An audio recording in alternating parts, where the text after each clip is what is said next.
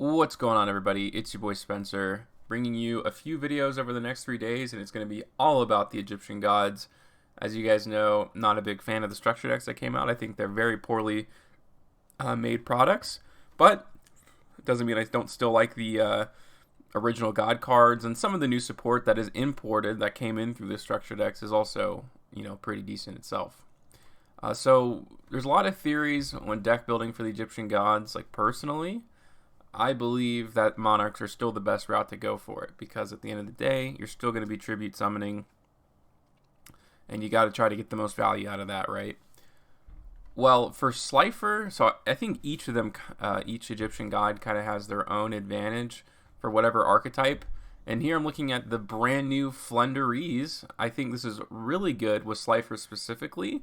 I think you can interchange any of them, maybe not raw as much. But I think you can interchange any of them in this archetype. But the reason I like Slifer specifically with Flundereeze is because these guys always add themselves back to the hand, right? So that helps boost the attack of Slifer the Sky Dragon. So you're never really losing advantage. And then also, when you tribute summon, you might have Domain of the True Monarchs on the board, which is, pretty decent in my opinion. It's kind of hard to mess with the ratios in this deck, to be honest with you. It's kind of the most difficult part, but I mean, you can see here, right? Like, eventually I'd be able to normal summon Slifer if I ever ended up getting it, which, who knows, I guess it would be a little difficult. There's a few ways to stack the decks, and that's really the point that I'm trying to make with all of these videos I'm going to make, besides, showing that you something different and new, is this new support just kind of missed the point, maybe, where they're so disjointed, where, I mean, the structure deck, especially when it comes to the Slifer side, expects the card advance and true name to be enough. Like, there's only one way to stack the deck. I mean, those are, what, 6 cards out of your entire deck? I mean, what are the chances? And you're not making it easier to search them. None of these cards are searchable. Not Exchanging Souls, not Thunder Force Attack. None of Obelisk's cards are either. So I don't really understand, like, how we're supposed to do this. If there was just a card, and I'm telling you this is pretty much all that's needed, I may do a custom card video on this, but I'll explain it now, that you take damage when you activate it, so Guardian Sign potentially online, maybe just like 500, doesn't be something crazy, and all you have to do is stack Thunder Force Attack or Fist of Fate at the top of the deck. You don't even have to add it to the hand. I mean, I don't see how that's such a hard thing to kind of understand, but here we go. I mean, yeah, I used Exchanging Souls this time, or I think it's called, Exchanging Souls. And I can only keep gaining attack. I think I messed up by setting Thunder Force Attack before I attacked the first time. It should have been over, but yeah, I mean, that's pretty cool, right? At the very least. Deep Sea Diva, a lot of times it's just over for your opponent, right? I run cards like March of the Monarch, and this was in the Slifer deck, because here's the reality of the situation. Like, you could run the other Monarch card, that Monarchs Erupt, but your follow-up turn with your Flundereeze cards are then negated after that, and that just kind of defeats the purpose. I feel like locking your opponent out of the extra deck is probably good enough, especially considering that Empin, negates face-up attack position monsters, so I feel like you got a lot of your bases covered. So your opponent really won't be able to do a whole bunch here. It's really nice to use Pot of Duality. I mean, that's really the only real reason you can use the true name. So, again, as long as there's no way to search any of the cards, you're going to have to find creative ways to do that. Maybe that's through Pantheism, maybe that's Pot of Duality. There's a few cards in tomorrow's video I experimented, not so much, I mean, you've seen some of it, but I found a new really good target for Shaddoll Fusion. The problem that I'll run into, and you'll see it tomorrow, is that your opponent obviously isn't guaranteed to go into the extra deck when you're going second. And also, it's the problem of, like, going first decks are typically so good, it's like hard to break their boards at some point. Waiting for the opportunity. I want to tribute one of his tokens. I'd rather tribute something that I really want, but I think he ends up reducing this down to just 2 monsters. So those get returned to the hand. It's okay. But I do have everything that I technically need to be successful, and this has nothing to do with Flundereeze at this point. That's a really, really good top deck here of Robina. So, okay, he's going to try to, fusion summon a bunch of cards, and he ends up hurting himself. He gets rid of one of his hand traps, especially here, too. So I'm going to tribute all 3 of these. I still have Thunder Force attack if he ends up using it. Adding cards to my hand, so now you can kind of see where my theory comes in at the very least. Let's see. Another duel against Harvey. I may have done these ones out of order, but that's okay. So you do see it here, and really, like, the reason I show you this example is to show you that Monarchs Erupt, it really isn't that great. You could also use Stormforth, but I'd rather go first, right, and lock my opponent, so it doesn't really have that much. That's why I have the one that prevents targeting and card destruction, which is decent enough, you know, if you want to, for not only these ones, but also Slifer the Sky Dragon, because it doesn't have any inherent protection. I know they need to go into the extra deck like really badly, but I don't know. It was kind of here where I realized the mistake of, you know, having this in here. Not that it's horrible, because like you do have a huge control over the game, right? It just kind of delays it out more. So more control, longer duel.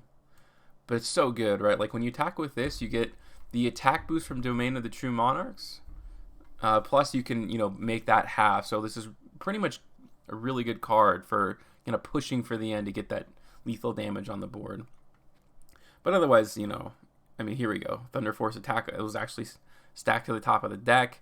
I'll probably, I don't know, I guess I could have probably special summoned because I haven't normal summoned any of these yet. But then again, here's the same problem.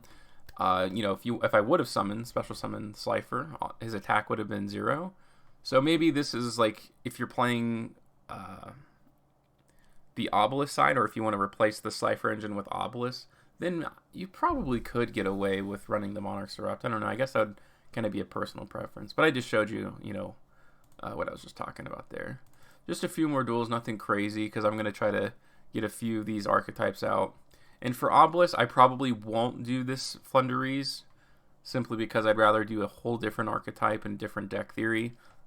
I think that's what I'm going to call these videos anyways, like deck theory. Egyptian God deck building theory. One of the good advantages about Flundereeze as well is being able to kind of shuffle those back into the deck to draw more, higher chance of, you know, getting something good with the true name to be able to stack your deck. I didn't there, but I do have some decent control. And another reason I wanted to show you this is this counter trap card. It's pretty interesting. It's really good, right? Or you would think it's amazing. It prevents your opponent from special summoning for the turn. But it has to be, it's not every special summon. It's only certain kinds.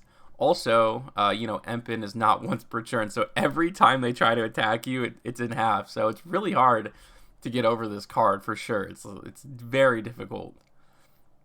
But yeah, this is only for like link summoning, XYZ, not fusion summoning. Because like if there's a card that facilitates the special summon, then you can't use the counter trap. It's one of those really kind of weird Yu-Gi-Oh rulings. You would think it's like, oh, when your opponent tries to special summon, that would be anything.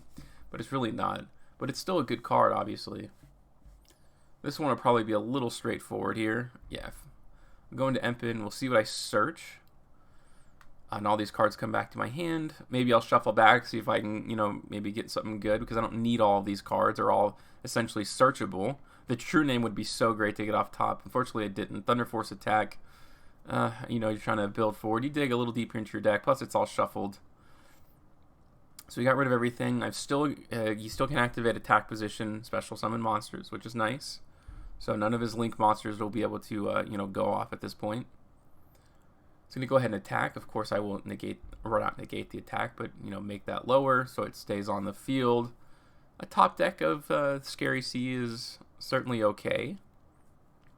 We'll see where I go with this here. If only, like, it feels like Flundereeze was meant for Slifer the Sky Dragon, but it's not. If only, like, the word was, like, Divine Beast. If these were Divine Beast monsters and you would normal summon Divine Beast, it would be over. Like, it would be so good. Also, I made a mistake here. I wanted to show this to you guys, too. I activated Thunder Force attack during the battle phase. So it has to be not only during your turn, but during your battle phase where you get the draw effect. And that probably would have been the end of the game at that point. But you live and you learn. I have a decent little form of disruption here. We'll see if I'm able to use it. I think I am. So Dark Lord No More comes down. That's obviously pretty bad, especially considering I have like nothing in my hand. Although, the other part of the reality of the situation, if I can just draw any of my Flundereeze cards, which were nowhere near the top, then I would have been fine. But, you know, I mean, who knows? At this point in the duel, I'm thinking, okay, all I need is one to grab all these back to my hand to normal summon all of them, which is pretty cool. Plus, at this point, you know, he had tried to go into Access Code Talker, and I threw that back into the deck. So now I can't special summon for the rest of the turn, and he's got this attack position monster, which is, you know, GG's there. This is probably one of the worst matchups, so you really have to go first in this deck. You know, Rabina is obviously the best card, or the best play starter. They go back and forth on the field spell. It's actually quite decent because it lets you do like the whole chain over again during your opponent's turn when they normal summon a card. But here he has in his opening zombie world, so that really puts me in a tough spot. Definitely does. So now I'm not going to be able to like go through my chains. I don't think I end up using the effect either. So hopefully he goes into a Link monster. There he goes. Now I can't special summon again, which is really tough for him. I can shuffle 2 of these back because all you need is Rabina. Like, that's literally all you need. And you can keep going forward. I don't have any access to Slifer the Sky Dragon. You're hoping to have True Name or to draw it yourself. Again, without any way to actually search these cards, it's all just kind of based on luck. I do normal summon a bunch of cards essentially just to put damage on the board. And I think he ends up running into a problem here because he realizes that special summon attack position monsters cannot activate their effects because of Rabina. So you saw a little bit of everything. You saw Thunder Force attack. You saw how good Flundereeze could be. You saw the Monarch side. Let me know what you guys think about this deck in the comment section down below. Other than that, that's going to do it for today's video, and I will see you guys next time.